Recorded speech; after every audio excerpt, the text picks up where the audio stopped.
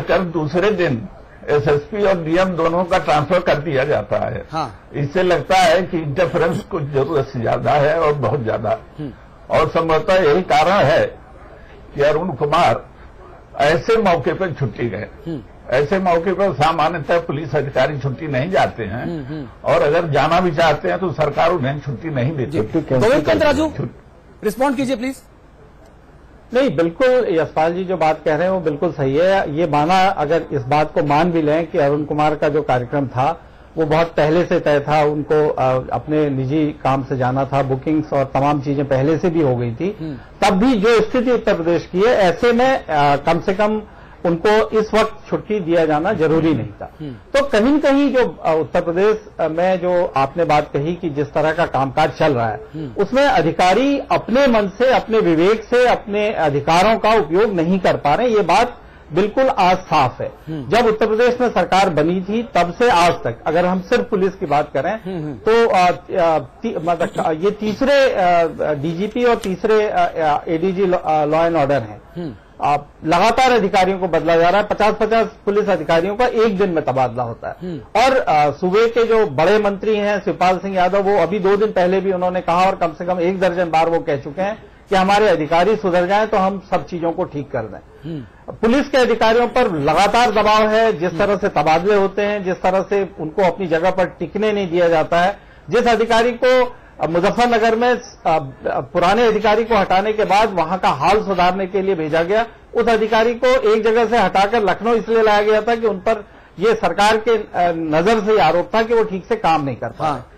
तो सरकार ये तय ही नहीं कर पा रही है कि कौन अधिकारी उसके विश्वसनीय है, और सरकार को तो मेरे ख्याल से उसके लिए हर अधिकारी विश्वसनीय होना चाहिए, क्योंकि सरकार के पास वो शक्ति है कि अधिकारियों से उसे काम करवाना है। अगर वो ये तय कर ले कि ये अधिकारी विश्वसनीय है, ये नहीं है, ये मेरा है, ये बाहर का है, तो बंटाधार होना है, और उत्तर प्रदेश में वही हो रहा है। जो आज सवाल है कि जिस तरह से पूरा मामला, मुजफ्फरनगर का मामला अखिलेश सरकार के लिए अब तक का सबसे बड़ा कलंक है। ठीक है। और ये कलंक की जिम्मेदारी अगर आप सीधे इसकी जेनेसिस देखें तो प्रशासनिक और अधिकारियों की जो शुरुआती जो उन्होंने जो गलत तरीके अपनाए, जिस तरह से मिसहैंडलिंग की पूरे मामले की, वो जिम्मेदार है। और मिसहैंडलिंग क्यों हुई? ऊपर से दबाव था। ये बात अब पूरी तरह से साफ हो चुकी है। हरीश रावत जी, ये बात हरीश रावत जी, यूपी सरकार की तरफ से कहा जा रहा है कि अरुण कुमार साहब नाराज नहीं है और वो साईं बाबा के दर्शनों के लिए शिरडी गए हुए हैं।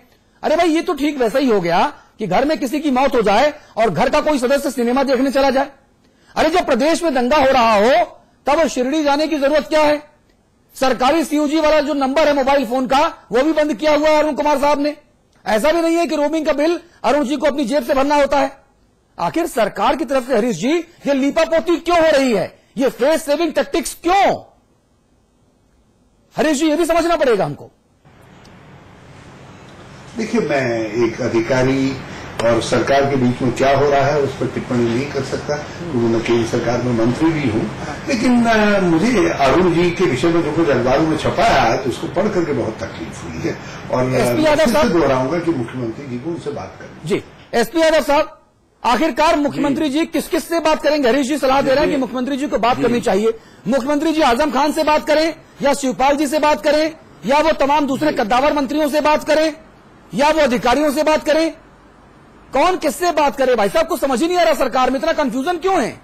अच्छा, ऐसा है अनूप जी, ऐसा अनूप जी, अब हमको भी बोलने मौका अगर दीजिए तो कहूँ। आप बोलिए भाई साहब, बोलिए। अभी लक्ष्मीकांत वाजपेयी जी, सुनिए, बहुत सीनियर लीडर हैं, इनसे मैं पूछना चाहता हूं कि सीनियर मोस्ट आईपीएस अधिकारी बंजारा ने इस्तीफा क्यों दिया इनके ही एक प्रांत में? मैं उत्तर प्रदेश की बात कर रहा हूँ। Yadav ji, senior most IAS Yadav ji इस्तीफा देकर चुनाव। Yadav ji, sting operation. Yadav ji please, Yadav ji, हम वाजपेयी जी एक मिनट, वाजपेयी जी एक मिनट, वाजपेयी जी एक मिनट। यादव जी, हमारा क्षेत्रीय चैनल है, हम उत्तर प्रदेश और उत्तराखंड के दर्शकों के लिए अपना चैनल चलाते हैं। हमें गुजरात के दर्शकों से फिलहाल कोई मतलब अभी नहीं है, इसलिए आप यूपी उत्तराखंड के मुद्दे पर फोकस कीजिए प्लीज। हिंदुस्तान का ही हिस्सा है। नहीं, आप ऐसा है, आप देखिए यही गड़बड़ कर रहे हैं। आप मेरी भी बात सुनिए। आपके पास क्या पैमाना है कि कौन अधिकारी ईमानदार, कौन पैमाना है? आप दीजिए वो पैमाना आपके पास अगर हो आपके पास जो पैमाने का जो हो पैमाना बोल देंगे। अब आप बैठा लेते हैं, उसके बाद में हम बातें नहीं सुनते हैं। नहीं, आप बात कीजिए, लेकिन भाई आप मौका शुरू दीजिए, बात कीजिए मंत्री जी। आप हमको भी बोलने मौका दीजिए।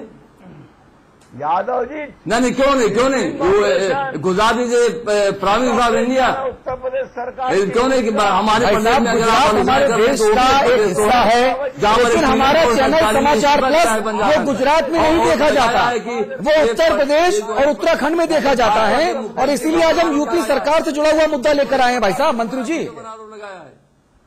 अब आप ही लोगों के पास पैमाना है, कौन अधिकारी ईमानदार है, कौन बेईमान है।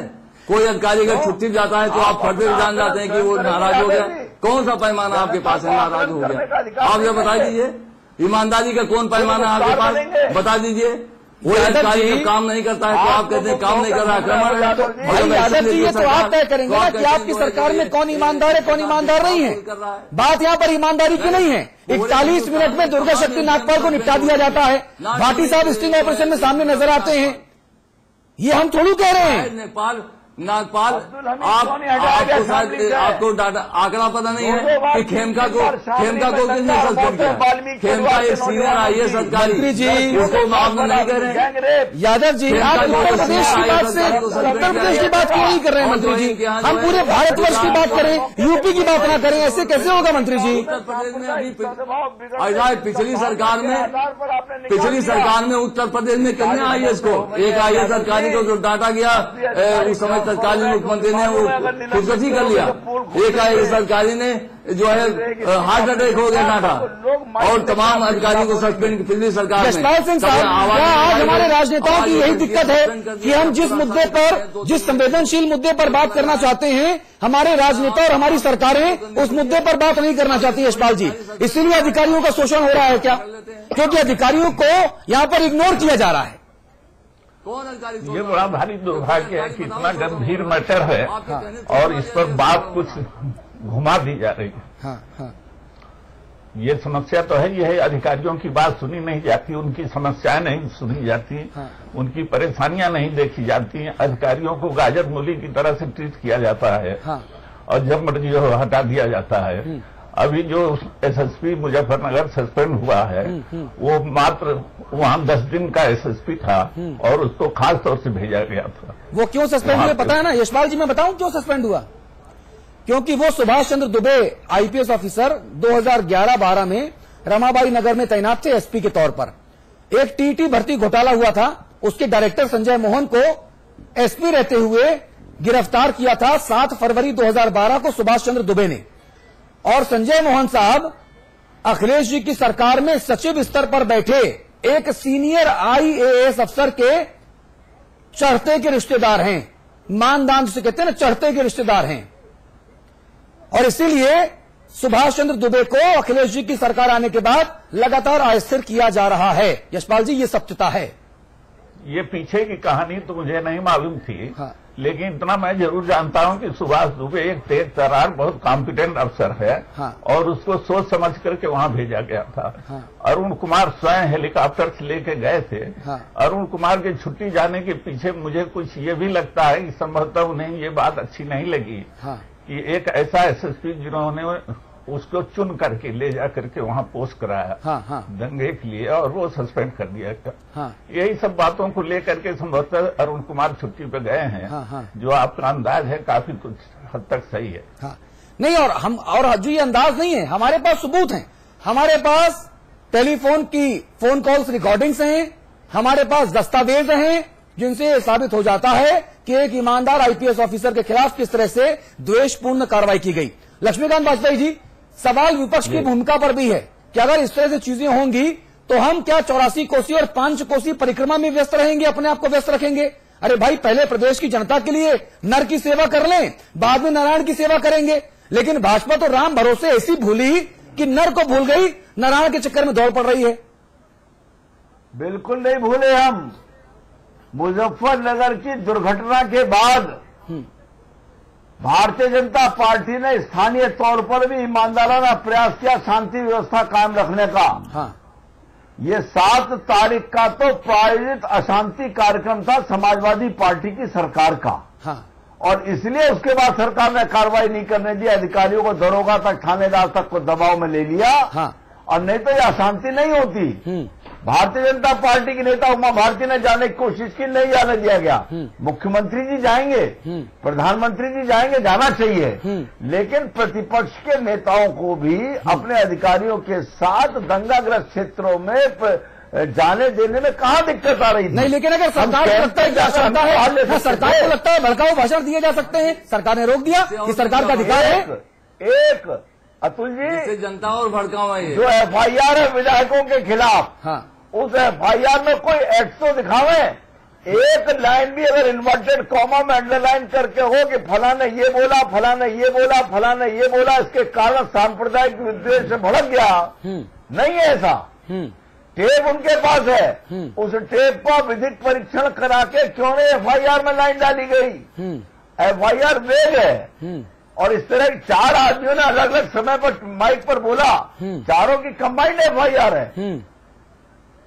और फिर वो प्रशासन जो स्टिंग ऑपरेशन में बेनकाब हो गया हो, हाँ। जो सरकार स्टिंग ऑपरेशन में बेनकाब हो गया हो, हाँ। उसकी FIR की वक़्त कितनी है? और हम तो कह रहे हैं ना कि आप जांच कराइए, और अगर हमारे किसी आदमी ने किया तो कार्रवाई होगी, क्या दिक्कत है? एसपी यादव साहब, हम ये एसपी यादव साहब फाइनल कमेंट प्लीज।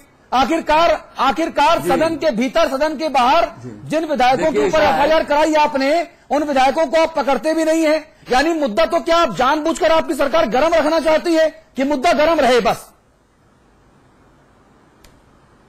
मैं तो ये कह रहा हूँ आजम खान नहीं, उनको पकड़ा जाएगा और वारंट जारी कर दिया गया है। हमारी सरकार नियमों का पालन करते हुए काम करती है।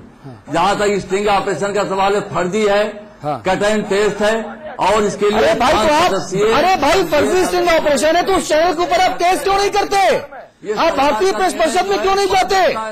एक पूरी सरकार की छवि खराब की एक चैनल ने आपके हिसाब से, तो आप उसके खिलाफ केस कीजिए। और कहने थोड़ा किया जाएगा, हम वारंट जारी नियमानुसार करेंगे।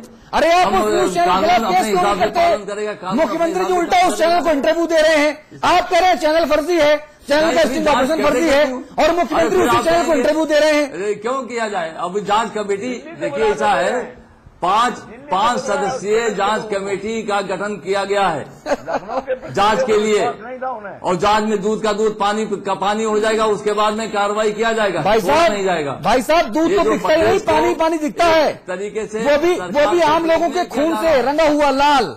पानी कहाँ दिख रहा सरकार में, यूपी में? ये बताइए, आप लोग कहते हैं ये ईमानदार, ये अधिकारी ईमानदार, वो अधिकारी बेईमान। अरे भाई साहब, सबसे ईमानदार तो मंत्री जी आप हैं। मुझे मैं तो ये कहता हूँ कि एसपी यादव साहब सबसे ईमानदार हैं। बस इसमें ईमानदारी बेईमानी की बात आ गई इस सरकार में। आप मैं कतई नहीं ईमानदार हूँ, मैं ईमानदार नहीं हूँ, लेकिन ये है बेईमानों को जानता हूँ। राजा भैया तो आप ना आप ईमानदार तो कमेटी बैठा दी गई है। अब आप जांच कमेटी में इनके भी मेंबर रहेंगे, बीजेपी के भी रहेंगे। हरीश रावत जी, ठीक है वाजपेयी जी, हरीश रावत जी, आप यूपी में भी काफी लोकप्रिय हैं। उत्तराखंड बनने के पहले, अविभाजित उत्तराखंड में भी जो है आप यहाँ थे, आपने अच्छा काम किया था, उत्तर प्रदेश में भी। आखिर में मैं सिर्फ ये पूछना चाहता हूं आपसे, अगर कोई सुझाव, कोई सोल्यूशन के तौर पर, अगर आप उत्तर प्रदेश में जो बिगड़ते हालात हैं उनके लिए देख रहे हो तो आप जरूर बताएं हरीश जी। देखिए, वहां की निर्वाचित सरकार है, और जिस सरकार का मुखिया मुलायम सिंह जी जैसा मजबूत व्यक्ति हो, और शिवपाल सिंह यादव जी जैसे व्यक्ति, अनुभवी व्यक्ति जिस सरकार के पास सलाह देने के लिए हर समय उपलब्ध हो, तो ऐसा कुछ नहीं है। मैं समझता हूँ अपने संसाधनों का ठीक तरीके से उनको उपयोग करना चाहिए अखिलेश जी को। और अब तो वो बड़े हंसमुख नौजवान हैं। अब हमको तो इसलिए भी अच्छे लगते हैं क्योंकि जनता मारी काटी जा रही है, जनता रो रही है, आम आदमी मर रहे हैं, और अखिलेश जी हंसमुख हैं। आगे बढ़े, तरक्की करे, सब अच्छी बात है। मगर ये ब्लॉक उनके ऊपर है, उन्होंने खुद भी कबूल किया कि ये दाग उनके ऊपर है। अब इन दाग को कोई और नहीं धो सकता। यदि वो समझ रहे हैं कि मुलायम सिंह होंगे तो नहीं, ये दाग उनको खुद धोना है, खुद धोना है, और उसके लिए उनको बहुत संतुलित कदम उठाने की जरूरत है। यशपाल सिंह साहब, फाइनल कमेंट मैं चाहूंगा सोल्यूशन के तौर पर, अधिकारी नाराज हैं, अधिकारी जो चाटुकारिता कर रहे हैं वो तो खुश हैं, लेकिन जो ईमानदार अधिकारी हैं वो हैरान परेशान हैं। सरकार अधिकारियों को सैंटती नहीं, सरकार तो बस अपनी तरफ से डंडा चलाती है। स्टिंग ऑपरेशन में भी ये साफ हो रहा है कि इसको फर्जी बताया जा रहा है। ऐसे में जो अधिकारी हैं वो बेचारे करें क्या? देखिए, इस समस्या के मूल में जब तक राजनीतिक हस्तक्षेप बंद नहीं होगा, हाँ, तब तक कोई समाधान संभव नहीं है। और वो बंद कैसे होगा? राजनीतिक